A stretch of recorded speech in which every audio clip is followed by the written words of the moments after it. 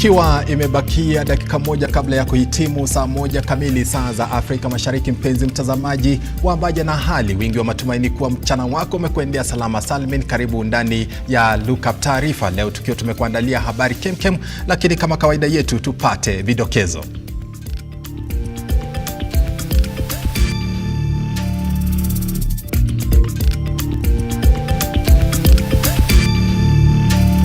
Leo hii kwenye Lookuptv Taarifa, idara ya uhamiaji sasa imebaini Wakenya wote waliokuwa wamejisajili kuchukua vitambulisho vya kitaifa watakuwa kwenye kundi la kwanza la kupata vitambulisho vya kisasa vya Maisha Namba.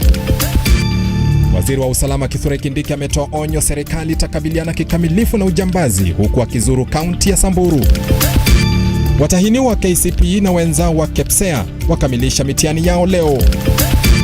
Na ziara ya Mfalme Charles wa III yaingia siku ya pili hii leo, huku akitembelea makaburi ya Kariokoo. Karibu kwa nusu saa ya habari kemkem. Habari hizi zinakujia mbashara kwenye runinga yako ya Lookup, kwenye Signet na kupitia kurasa zetu zote za kijamii. Utatupata @Lookuptv. Tembelea kurasa hizo ziwazi, utupe maoni yako kuhusiana na taarifa zetu pamoja na vipindi vyetu, nasi hatutasita kusoma baadhi ya jumbe hizo kadri tunavyosonga mbele na taarifa zenyewe. Mimi ni Henry Tende Anyula na mfasiri wangu wa lugha ya ishara ni Philista Adundo, na tunaanza rasmi. Wakenya wote waliokuwa wamejisajili kuchukua vitambulisho vya kitaifa sasa ni bayana kwamba wameorodheshwa kwenye kundi la kwanza litakalopokea vitambulisho vipya vya kisasa vya Maisha Namba. Vitambulisho vya Maisha Namba ni vitambulisho vya kidijitali vitakavyokuwa na data muhimu za Wakenya na vitakabidhiwa Wakenya mara tu wanapozaliwa, kama anavyoarifu mwanahabari wetu Ruga Ival. Wakenya hawatahitajika kujisajili upya kama ilivyokuwa wakati wa huduma namba kupata vitambulisho hivyo.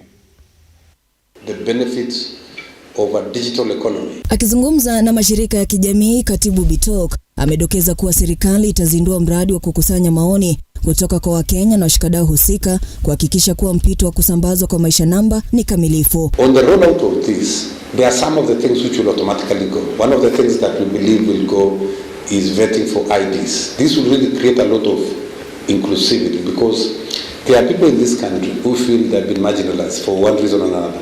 Hatua ya leo imetajwa kuwa mwafaka na itakayosaidia kuepukana na hitilafu kama zile zilizotukia wakati usajili wa huduma namba. Wengine watakaokuwa wa kwanza kupokea Maisha Namba ni wale wanaochukua vitambulisho vya upya. There'll be efficiency because you don't have to carry your ID, so you can actually transact quickly with your digital ID.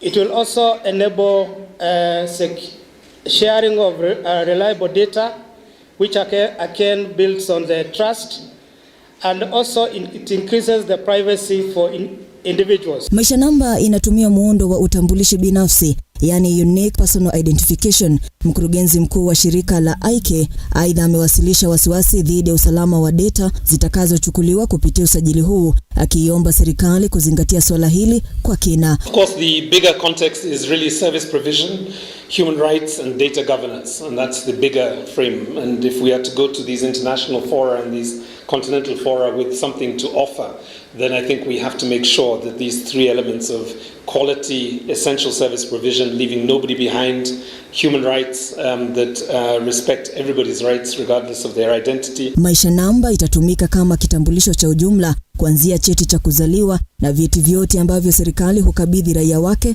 hadi kufa. When we roll out this effectively, where we capture the details of a child when they are born and we have their family tree diagram, then there will be no need really to subject those people to vetting because all the information will be in our databases. Hakutakuwa na usajili mpya wa Maisha Namba. Serikali inapania kutumia nambari za vitambulisho vya kitaifa na kuzisajili kuwa Maisha Namba.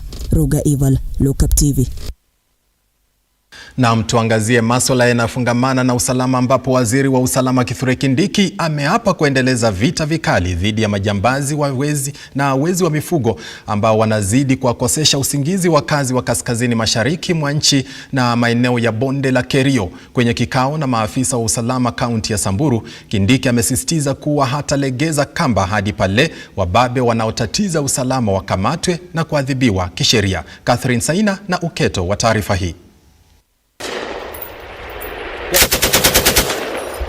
Roho mikononi na hofu miongoni mwa jamii zilizoko katika bonde la Ufa ndio mtindo wa maisha.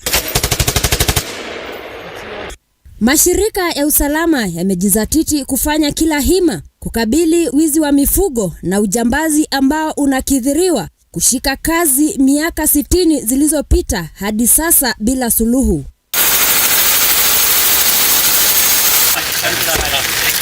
Chini ya miezi 8 tangu kupelekwa kwa vikosi vya usalama toka vitengo mbalimbali vya usalama kushika doria na kuendesha operesheni maeneo yaliyokumbwa na utovu wa usalama, umiliki wa silaha haramu ambaye ndio chanzo cha utovu wa usalama na ambao wengi wanaamini pia unachangiwa na viongozi wakuu serikalini, kando na kuwa mizozo ya kijamii na mipaka. Vita hivyo pia vinachangiwa pakubwa na wizi wa mifugo. Waziri wa usalama Kithure Kindiki hiyo jana alizuru kaunti ya Samburu na Baringo kutatua swala la utovu wa usalama.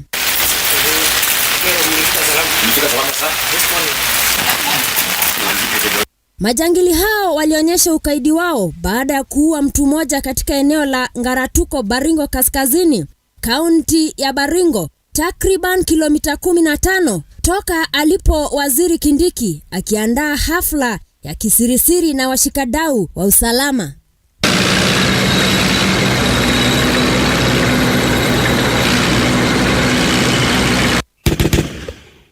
Catherine Saina, Lookuptv. Naam, tukisonga mbele, wasichana 9 wamefanya mtihani wao wa kitaifa wakiwa wajawazito eneo la Bondo, kaunti ya Siaya. Hali hii imezua wasiwasi huku visa vya unajisi vikiripotiwa kuongezeka. Katika harakati za kukita maadili mema na kuwakinga wasichana hawa wadogo dhidi ya kunyanyaswa kingono, CS wa Bondo Evelyn Umache ametoa onyo kali kwa wote watakaopatikana na hatia ya kuhusika na uovu huo kuwa watakiona cha mtema kuni. Winlight Chapurha na mengi. Vyombo vya usalama kutoka eneo bunge la Bondo katika kaunti ya Siaya vimeibua wasiwasi kutokana na ongezeko la visa vya unajisi katika eneo hilo, kwani ni masikitiko kwa wanafunzi 9 ambao ni watainiwa kuwa ni wajawazito. In Bondo sub county we have like 9 ladies wenye wanafanya mtihani ya KCPE wakiwa na mimba karibu kujifungua. Narudi back to the community. Na waomba sana, tafadhali angalia wasichana. Hata hivyo, eneo hilo limeathirika pakubwa na matumizi mabaya ya dawa za kulevya, hasa kwa vijana wadogo walio na umri ya kati ya miaka 15 na 16. Msichana anatoka nyumbani, anaenda matembezi. Matembezi ni wapi? Bondo. Wanakuja wakikunywa pombe. Sijui ni boyfriend nitaita ama ni ngiro, unashindwa kuelewa. 14, 15, 16 years. Wanatongozana mpaka saa 7 ya usiku in town. It's very terrible. Kulingana na naibu OCS wa eneo hilo Evelyn Umache, amesikitishwa na baadhi ya wazazi na walezi wanaowaficha wahalifu na kuwataka wakazi kupambana na kuwasaidia kuwafichua wahalifu hao. OCS huyo aidha ameikashifu vikali matumizi hayo ya madawa za kulevya na kuomba wakazi kusitisha biashara hiyo haramu na kufanya shughuli zingine mbadala ili kuleta maendeleo katika eneo hilo. Kusema kweli, bangi imejaa Bondo. Bangi imejaa Bondo. Hadi imelimwa. They can harvest it within. Wanatumia ikiwa mbichi, ikiwa imekauka, ikiwa imesiagwa. Changa is order of the day. Tafadhali, wacha kuficha defilement cases. Please, na waomba. Sababu imekuwa ni kama ni biashara. Msichana anakuwa defiled. Nafanya tu chini ya maji, polisi asijue. Winlight Chapruha, Lookuptv. Tuangazie elimu ambapo watahiniwa wa KCPE na wenzao wa KPSEA wamekamilisha mitihani yao rasmi hii leo, huku serikali ikiwashauri wazazi kuhakikisha kwamba wanafunzi hao hawajihusishi na mambo yanayopotosha maadili. Aluda Gail na maelezo zaidi.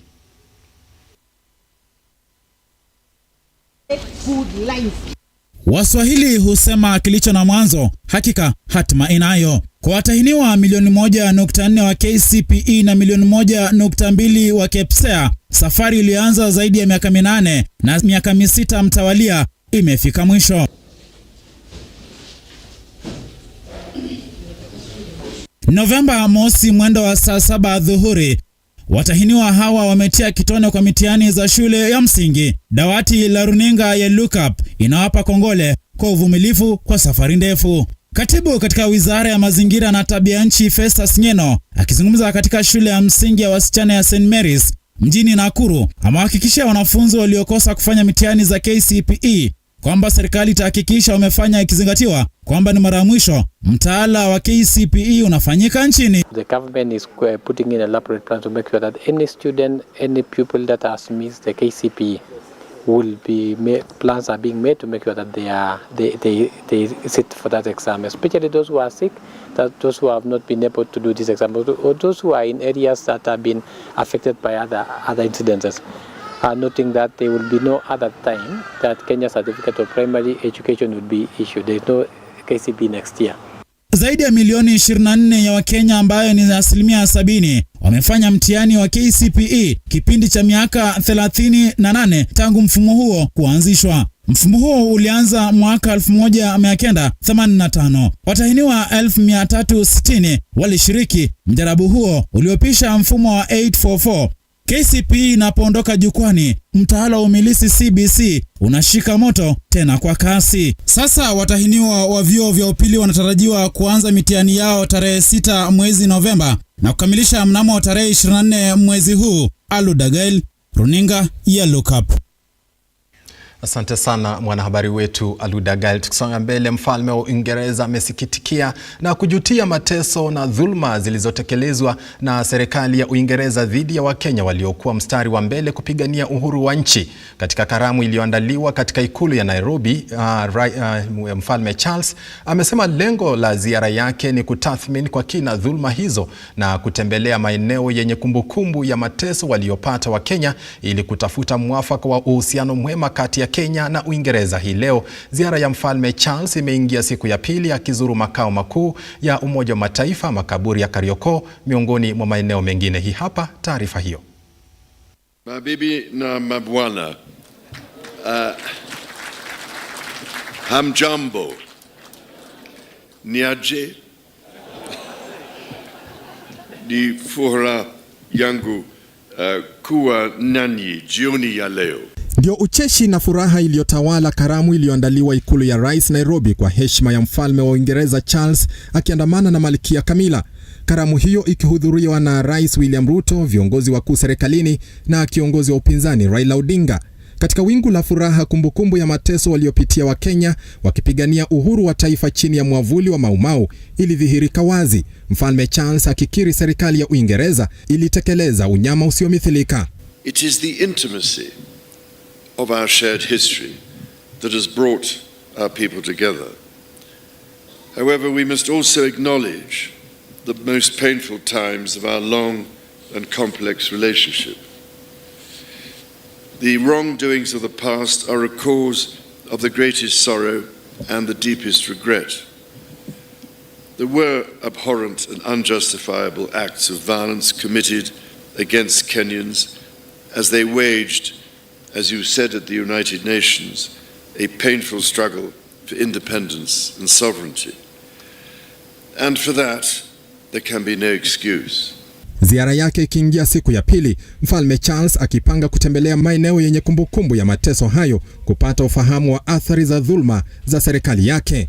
Although it has been indicated that Kenya and the United Kingdom are celebrating 60 years of diplomatic relations, this by no means implies that our peoples were total strangers before that. Neither does it mean that we live in denial of our history. We cannot live as prisoners of the past. Neither can we go far into the future if we turn our backs on history and historical actions and omissions whose legacies encumber our present. In coming back to Kenya, it matters greatly to me that I should deepen my own understanding of these wrongs, and that I meet some of those whose lives and communities were so grievously affected. None of this can change the past, but by addressing our history with honesty and openness, we can perhaps demonstrate the strength of our friendship today. And in so doing, we can, I hope, continue to build an ever closer bond for the years ahead. Katika azma hiyo, Mfalme Charles hii leo amezuru makaburi ya Kariokoo na kuweka maua ya kumbukumbu kwa heshima ya waliopoteza maisha yao katika vita vya kujinyakulia uhuru. Aidha, Mfalme Charles ametembelea afisi za makao makuu ya Umoja wa Mataifa UN, msitu wa Karura, hifadhi ya ndovu ya Shedrick, mtaa wa Karen. Hapo kesho Mfalme Charles ataondoka jiji la Nairobi na kutua jiji la Mombasa kuendelea na safari yake. Henry Tende Anyula, Lookuptv. Ndio kwanza ukoko unaalika maua hapa ndani ya Lookup. Mpenzi mtazamaji, kwa habari hiyo tunachukua mapumziko mafupi. Usicheze mbali, tunarejea muda usio mrefu na habari zaidi.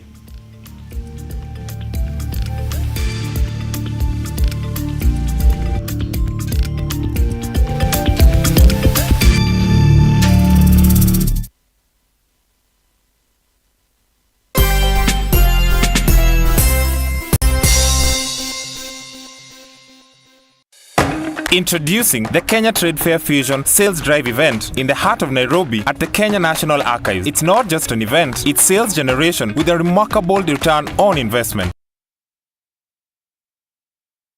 Get ready to let your booth do the talking as you study new market trends with lots of entertainment featuring traditional live bands, DJs and artists. For vendor registration, call 0724-715-334 or 0713-907-584 or 0723-861-173.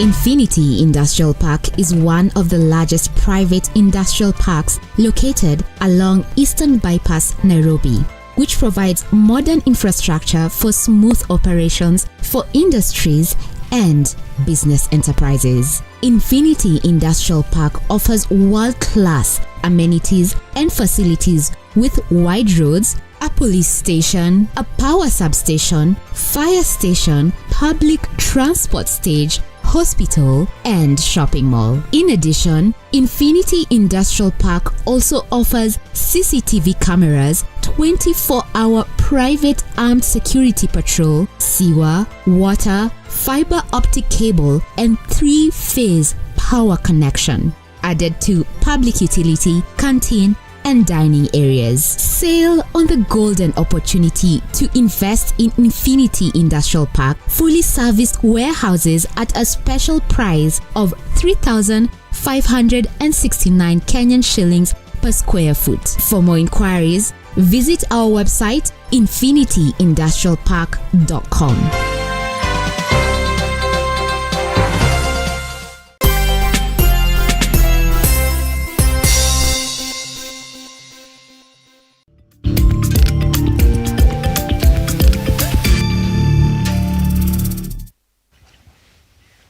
Karibu katika awamu ya pili ya taarifa zetu, na asante sana mpenzi mtazamaji kwa kuendelea kuienzi runinga ya Lookup. Tukisonga mbele ni kwamba kamati ya mazungumzo ya kitaifa imeendelea na mkutano wake leo na kuthibitisha zoezi la kuandika ripoti ya vikao vyake litaanza Novemba 12 mwaka huu. Kabla ya zoezi la kuandika ripoti hiyo kuanza rasmi, kamati hiyo itarejelea vikao vyake vya kupokea maoni ya washikadau mbalimbali siku ya Jumatatu wiki ijayo. Stanley Galia na taarifa hii kwa kina.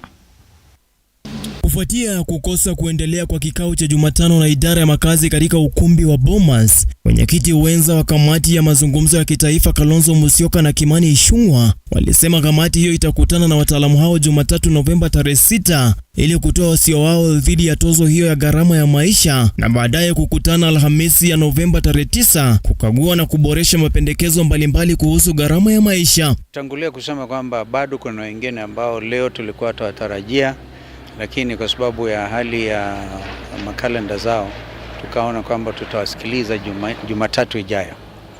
Kisha baadaye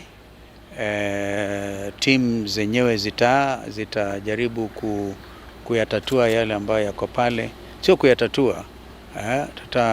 Wengine wenye ushawishi mkubwa, wengine ushawishi mdogo hivi, lakini hatua ambayo tutachukua sisi wenyewe itabainika wazi baada ya kuwasikiliza wote. Kamati hiyo itazingatia sheria zitakazofahamisha sera, sheria na mfumo wa utawala kabla ya marejeo ya kuanza Novemba tarehe 12 mwaka huu, ya kuanza kuandaa ripoti ya mwisho iliyopangwa kuwasilishwa kwa Rais William RUTO na kiongozi wa muungano wa upinzani Raila Odinga, na hatimaye katika mabunge mawili. Big issue of the cost of living. So we resolved that because today we're supposed to get Minister of Housing to make presentation, but they were not available, so we've agreed that they will join with the Treasury team and the Energy team on Monday, and we're also going to get other experts so that we're not just going to be dealing with implementers of these taxation proposals in order to get a balanced view to enable the work of this committee.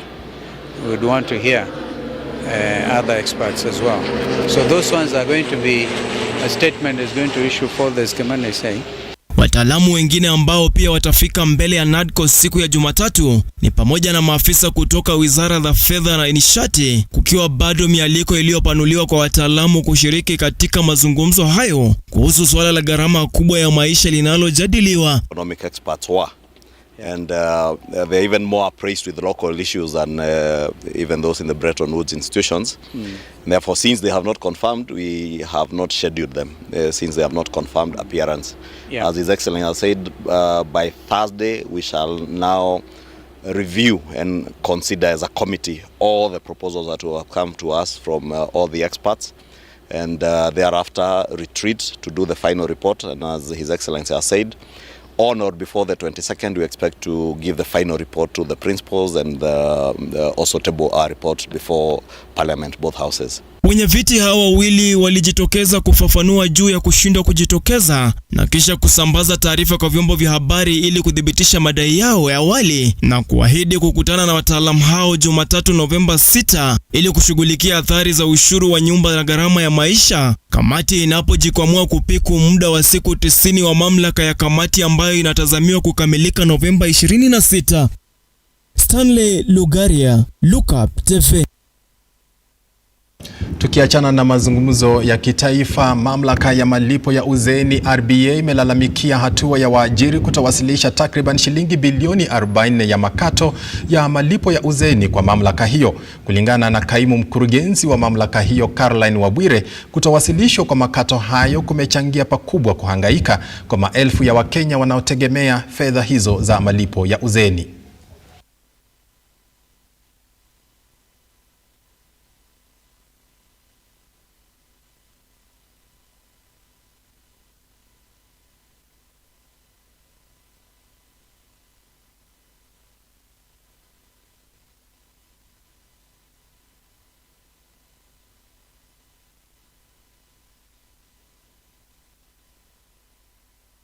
Naam, tunaomba radhi kwa kukanganyika kwa habari hiyo, lakini tutakuleteni katika taarifa zetu za saa 3. Serikali itapitia orodha yake ya maeneo yaliyobaki nyuma kimaendeleo katika miezi mitatu ijayo ili kuyajumuisha kikamilifu katika ukuaji wa nchi. Akiwa mbele ya kamati ya Seneti, waziri wa huduma za umma Moses Kuria amekariri lengo la serikali ni kuyawezesha maeneo haya ambayo yanatatizika kiuchumi kufuatia changamoto kadha wa kadha kama vile ukame, kwa kuongeza ufadhili wanaopata.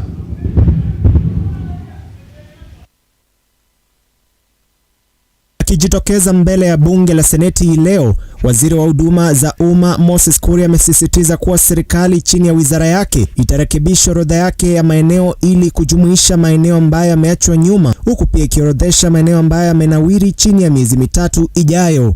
It is my commitment that within the next 3 months this process will have gone through cabinet, will have been concluded, so that indeed the disparities that the senator has talked about are addressed. It is not only some areas which have not been classified and they ought to be classified as hardship areas. It is also an opportunity for even those areas that have ceased to be hardship to be declassified. You know, some situations have changed. Economies has improved in those particular area. We've got some very rich areas which are still existing as hardship area, and they need to be removed so that we give way to some areas which now also qualify to be termed as hardship areas. So that is what we are doing. That's my commitment, Honorable Senator, that within the next 3 months from today. Kulingana na Seneta mteule Veronica Maina, jimbo la Mwea katika kaunti ya Kirinyaga alijaorodheshwa kama eneo lilobaki nyuma, akitaja hali ngumu ya maisha katika eneo hilo, huku akiomba serikali kufidia maafisa wa umma ambao wamekuwa wakitoa huduma katika maeneo hayo. When does the ministry intend to classify Mwea constituency as a hardship area in order to compensate public servants who serve in the region under adverse conditions? Baadhi ya maeneo ambayo yametajwa na serikali kuachwa nyuma ni pamoja na Baringo, Garissa, Isiolo, Lamu na Mandera. Vile baadhi ya maseneta wamemuomba Waziri Moses Kuria kutoa ufafanuzi zaidi kuhusu mipango iliyowekwa na jinsi ya kuwasajili vijana wa shirika la NYS kuajiriwa na huduma ya kitaifa ya polisi. That Kenya School of Government, which is also within my ministry, we are working with them to ensure that we create some higher qualification for young people who excel within the National Youth Service to be able to be trained by Kenya School of Government so that they can now also join the mainstream civil service, and we give them the first right of refusal or acceptance, because everybody in this country deserves a chance. John Matava, Lookuptv. Na sasa nampisha mwanahabari wetu Regan Lemegran na mseto wa kaunti. Wizara ya Kilimo imejitwika jukumu hilo la kuhakikisha lishe kwa mifugo ipo kwa wingi. Aidha, inasema inahitaji ekari 2.2 zaidi ya sasa ili kuzalisha chakula zaidi kwa mifugo nchini. Losses facing a lot of leading to high cost of feed and hence importation from the region, which is not sustainable. Tukielekea kaunti ya Kilifi, zaidi ya wafanyikazi 400 wa kampuni ya kibinafsi walioajiriwa na kampuni ya Raindrops na waliopewa kandarasi na serikali ya kaunti ya Kilifi kukusanya ushuru eneo hilo, leo wamefanya mgomo wakishinikiza kampuni hiyo irejeshwe baada ya mgogoro wa mwaka mmoja baina ya wanakandarasi hao na serikali ya kaunti hiyo. Hii ni baada ya kandarasi ya miaka 15 kufutiliwa mbali na serikali ya kaunti ya Kilifi. Koti tumeshinda, vipengele vote tumepitia. Sisi kama wafanyikazi tuko 500 na tuko all over the county, kuanzia maji ya chumvi mpaka Kanagoni. Wengineko, wakazi wa kaunti ya Kirinyaga wamelalamikia visa vya ongezeko vya uharibifu wa mabomba ya maji ambavyo vimekithiri katika eneo hilo. Kulingana nao, uharibifu wa mabomba ya maji umesababisha uhaba mkubwa wa rasilimali hiyo na kuathiri matumizi ya kinyumbani pamoja na unyunyizaji wa mimea. Hata hivyo, viongozi wa kaunti hiyo akiwemo kiongozi wa wengi Muridi Kibinga pamoja na mwakilishi wa wadi ya Nyagathi Timothy Kariuki sasa wanakitaka kitengo cha maafisa wanaosimamia sekta ya mabomba ya maji kuwanasa wahusika na uharibifu wao. At around 3 a.m. from one of my officer who told me, Chief, there's a vehicle which has been caught by our police in Kiamotogo trying to transport the pipes from Kirimara intake and Gakiki.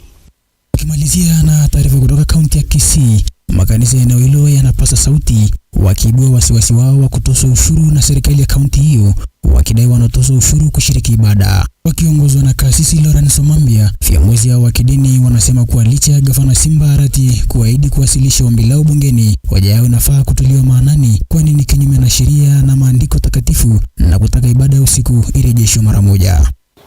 We therefore advise the Kisii County Assembly that now the ball is in your court to make history as men and women who rose during their time above religious differences and political affiliations to defend the body of Christ against the encroachment of punitive tax measures. Regan Lemegran, Runinga Lookup. Serikali yetu ya kaunti katika jina la Yesu Kristo.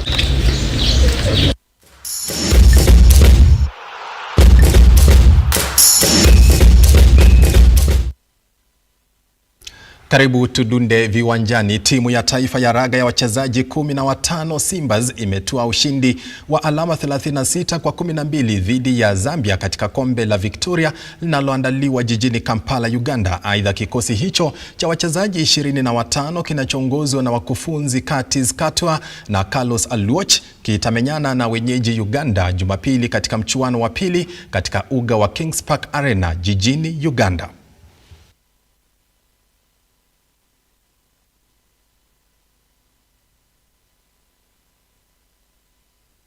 Na tukisonga mbele, mabingwa watetezi wa ligi kuu nchini Gor Mahia wamevuna ushindi mwembamba wa bao 1-0 dhidi ya Limbukeni Shabana FC kwenye mchuano wa ligi kuu nchini uliosakatwa katika uga wa kimataifa wa Kasarani. Bao la Runi Onyango dakika ya 89 lilitosha kuwapa Gor Mahia ushindi.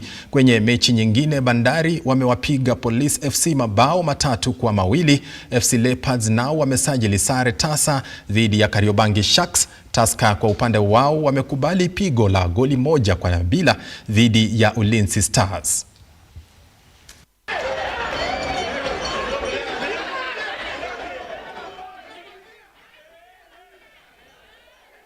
Finish 3-3, so the fans would enjoy more goals. But interesting game for me. We try to win, they try to win. We try to find a solution against them. They also were prepared well. So I believe that during the other games we will see that this point is very important, because Shark is a good team.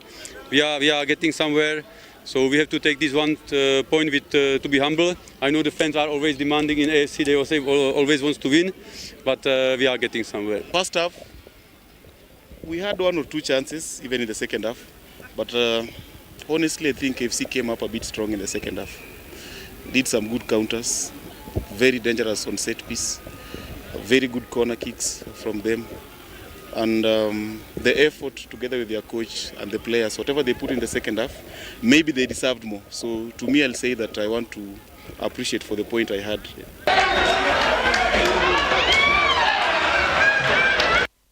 Tuangazie kombe la Carabao ambapo mechi 6 za robo finali za kuwania kombe la Carabao zimeratibiwa kuchezwa usiku wa leo. Timu ya West Ham United watawaalika Arsenal katika uga wa London. Bournemouth watakuwa nyumbani ugani Vitality kucheza dhidi ya Liverpool.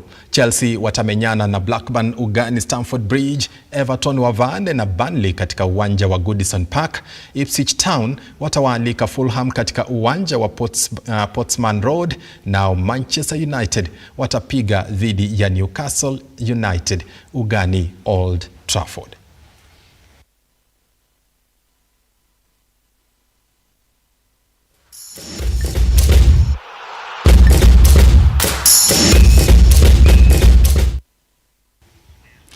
Habari hizo za spoti zimetufungia rasmi taarifa zetu siku ya leo. Asante sana mpenzi mtazamaji kwa kuwa mwenyeji wetu. Imekuwa fahari yetu kuandalia taarifa hizi kwa niaba ya kikosi kizima kilichotayarisha habari zenyewe. Tunasema asante sana na tunakutakia usiku